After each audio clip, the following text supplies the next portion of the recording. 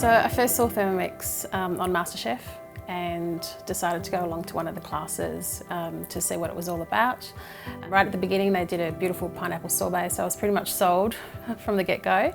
From there obviously I started to tick over and think what I could make at home with it. So in Greek cooking we use a lot of yoghurt. We love to make tzatziki in-house, so rather than spending $9 on a tub of yoghurt at the supermarket, it's so much cheaper to make it at home. There's a lot of chopping and I guess, you know, whether it's onions, garlic, parsley, we use a lot of fresh herbs in our recipes, so a lot of that preparation is really easy in the Thermomix.